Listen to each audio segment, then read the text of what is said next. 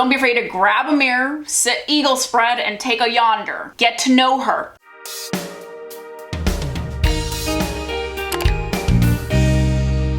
Hey guys, it's Sharon. So I recently did my pap smear, which, by the way, if you haven't done that yet, here's your friendly reminder to do that. And if you don't know what a pap smear is, it is basically like a yearly vaginal checkup. Your gyno basically like opens you up, takes a little brush to collect some samples from your cervix, and that's to see if you have any conditions like cervical cancer or infections or other things like that. So it's really important to get that done. During mine, I found out I had a yeast infection. So that's fun. TMI, right? But like that's the entire point of this video.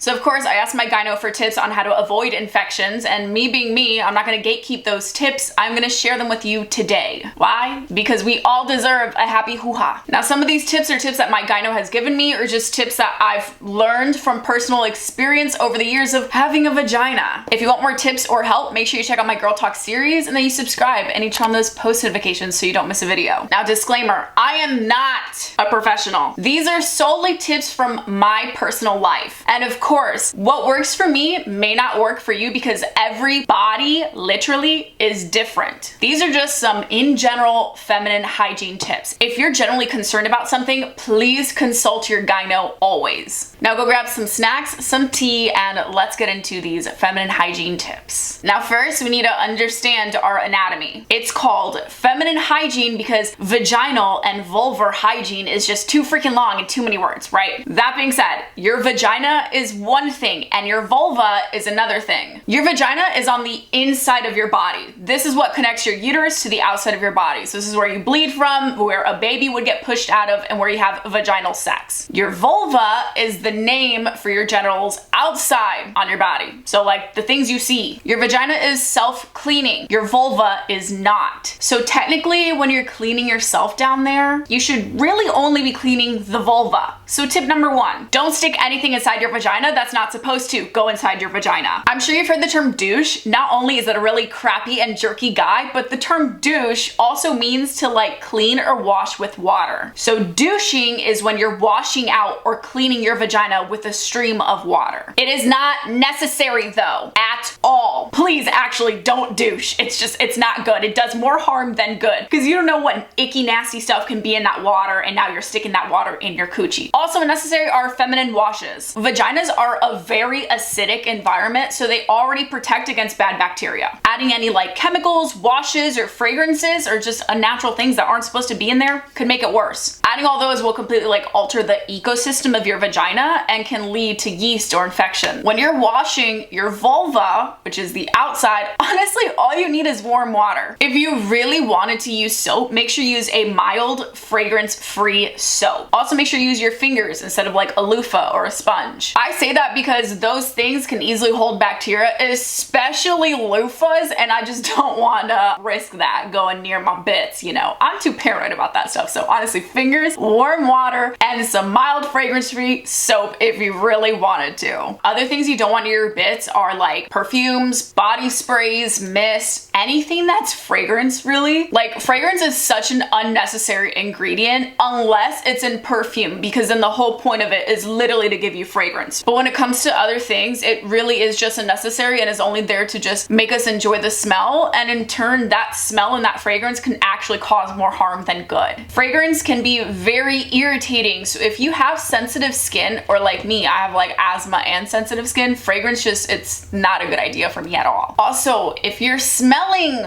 down there, mixing it with perfume is not gonna make it better. I promise you, it's only gonna make it 10 times worse. Trust my 6th grade PE teacher. Majority of that like funky odor you think is coming from your coochie is more than likely usually just coming from your thighs or like the inner folds of your body. Usually it's just sweat mixing with bacteria, and that's what's making you smell gross and kind of feel gross. You can make it better by freshening up, rinsing a bit, nothing on the inside, or just changing into new clothes after doing so too. I remember when I was like younger and I didn't want to like bathe or shower that day, my mom would at least make sure sure that I was rinsing off my vulva with warm water minimum. She was like, you can avoid showering, that's fine, but you at least have to rinse yourself down there and make sure everything is all good. Again, just emphasizing the difference of rinsing your vulva, not your vagina. That is like the number one thing I want you to grasp. Now, if you really wanted to use perfume or some spray like that, just make sure you're spraying it on clothes versus on your vulva directly. Now let's talk discharge. This is like the mucus, slimy, gooey thing you might find in your underwear sometimes. Discharge is a good sign. It means your vagina is doing its job, which is cleaning itself out. Healthy discharge is usually white or clear. Only cause for concern in discharge is if you notice a difference in color, if there's like an odor, or if you notice its texture is a bit different. Get to know your normal discharge, and if it doesn't look like your normal discharge, consider seeing a gyno for it. Discharge is not a bad thing. It doesn't mean you're dirty or anything. Your vagina is just doing its job. Now, when you're ovulating or you're about to start, that's when you'll see most of your discharge, and usually the days like leading up to your period or the few days after your period, you won't see as much discharge. Now, this is the part where I normally suggest using a period tracking app, but instead I'm going to suggest a period tracking journal. With all the data collecting and tracking and the state of American politics and wanting to tell us what we can and can't do with our own bodies, I just don't feel comfortable using an app that could potentially be used against me. So that being said, I actually went ahead and designed my own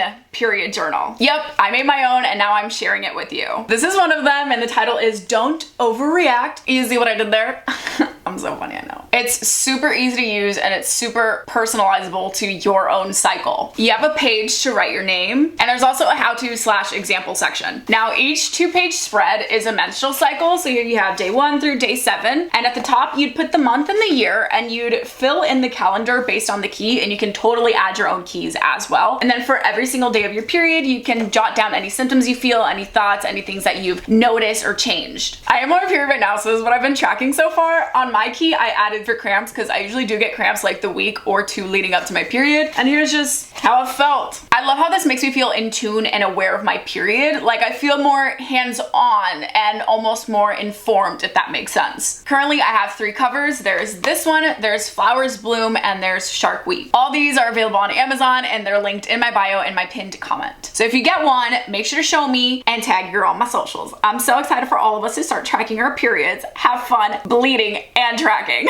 Now, previously, I mentioned smell again. Y'all, your vagina has a natural odor, and that natural odor is not vanilla, roses, or lavender, or freaking Fiji coconut water. I don't know. It's not that. It smells like a vagina. That's what vaginas smell like. Vaginas. We all have an individual odor, so not all coochies smell the same, but they should just still smell like a coochie. That being said, it shouldn't smell unpleasant. If your vagina smells funky, kind of fishy, a little nasty, and you can't seem to shake that smell off, go see a gyno because it could be an infection or something else. Trust your gut and your nose for this. You'll know when it doesn't smell good or smell right. That being said, don't be afraid to smell your discharge, especially if it looks weird. Don't be afraid to grab a mirror, sit eagle spread, and take a yonder. Get to know her. Get to know how she smells, how she looks, how she feels. You two are connected forever. Her health is your health. Now, if you're taking a yonder or someone else's and there's some touching, make sure those hands are washed. You do not want any dirty, grubby, nasty fingers and things under fingernails coming anywhere near your girl, and that is the number one tip my gyno shared with me the first time I ever saw her. I don't care if you're in the moment, you're getting all hot and heavy and you just can't wait. Make sure your hands are washed. Make sure your partner's hands are washed. Trust me, girl, the infection is not worth it. Because guess what? It ain't their infection, it's yours. Other icky things. Make sure you are wiping from front to back, please. Don't you even dare about wiping back to front. You don't want to mix that stuff and ick from back there to your fronts, because that's how you can spread bacteria and get infections. Remember when I said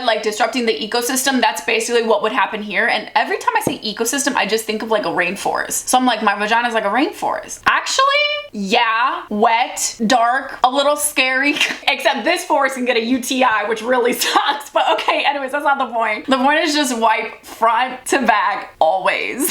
Now, pubic hair, your pubes. I know some of us hate them, but they do actually kind of have a job. They're not completely useless. For example, they can protect your skin from friction during sex. They can also help prevent bacteria from getting to your vulva. But at the same time, it can also keep bacteria in your vulva. So personally, your girl, me, not that girl, this girl, is a trimmer. I take those little manicure scissors from manicure sets and I just trim away. These are scissors that I use specifically just for that. If you shave, make sure you have a razor that you use specifically just for your downstairs. And also make sure that it's a clean blade, that it's not rusty, that you're changing it, that it's not dull. I feel like this tip gets overlooked a lot and it's arguably one of the most important tips and it's one of the easiest things to do. Let her breathe. Yeah, tight clothing may look cute and you get to show off some curves, but your girl is suffering. Like you could be possibly cutting off some circulation, getting sweaty down there, creating that fishy musk down there. Yeah, no, like you really should be letting your vagina breathe. I'm not saying like never wear skinny jeans or never wear shapewear again. I'm just saying don't wear them all the time. Try incorporating some looser fitting clothes into your wardrobe. Looser pants, some skirts, some dresses. You gotta air her out or she'll get mad and you will feel that wrath. That being said, sleep without underwear on, except when you're on your period, of course. Unless you enjoy bleeding into your bed. I mean, you do you, sis, I won't judge. But Pooh Bear it, go commandos, sleep in your birthday suit. Heck, my gyno told me if you can avoid wearing underwear in general, just do it. I'm not too comfortable going commando 24/7 yet, but there are some benefits. And listen, when you're going to bed, like there really is no reason for you to be wearing underwear. Who gonna see you? The demon in your closet? Sorry. For now, at least just try sleeping pantyless. It's truly a game changer and your girl will thank you for it. Now, when it comes to panties, avoid any like fashion panties. This is like thongs, lace, silk, polyester, anything that is not cotton. So these right here, as cute as they are, these are not cute for my girl and her health. And it sucks, I know. If you can wear cotton and cotton panties only, that would be great. Cotton is the most breathable fabric. So all those other fabrics that I listed, you're just kind of like keeping bacteria there on purpose. When it comes to washing your underwear, listen, my Cuban mother always told me to just wash my underwear while I'm in the shower. So I will literally be in the shower and I will hand wash my panties with, remember, a mild fragrance-free soap, wash it there and let air dry. If you prefer to wash your underwear in a washing machine, again, just make sure it's mild fragrance-free detergent. I think this is what may have caused my infection, question mark, because after your girl works out, I don't entirely change. I do like kind of eat for an hour or so, and that's not good. So that being said, don't stay in wet or sweaty clothes, especially like wet or sweaty underwear or bathing suits. Bacteria grows in wet, moist environments. So if you stay in wet or moist panties or bikinis, you're letting that bacteria thrive. Change out of them as soon as you can. Now, it's no shocker that what we eat or drink affects our downstairs area like it affects the rest of our bodies, right? You're gonna hear this a lot and for a lot of different reasons, but because it's true and it works and it solves a lot of issues. Drink lots of water consistently. And if you're one of those people that hate the taste of water, girl, I don't know how to break it to you, but like you literally need water to survive. So get used to it. Figure out, add some fruit, add some cucumber. You must drink water, so you gotta figure out how you could enjoy drinking water. I keep a bottle with me 24/7. This is on my nightstand. This is with me in my car. Wherever I go, she goes with me and I just sip away at it all day. When it's empty, I refill and repeat. I actually never go to bed without water on my nightstand. So yeah, just start drinking more water. Trust me, it really is such a natural, amazing solution to a lot of things. Which actually drinking a lot of water when you're on your period especially is super important because of all that blood loss. So as for food, you already know what I'm gonna say. Try to eat clean. If you're eating fast, greasy, heavy foods, you're gonna feel greasy and heavy as well. Like you're just gonna feel gross if you're eating gross foods, you know? Number one thing my gyno always tells me to monitor is my intake of sugar because yeast loves sugar. So if you're eating a lot of sugar, that yeast will grow out of control and grow into a yeast infection. Maybe that was my issue. I eat a lot of chocolate, dude. Like when my period's coming, no one can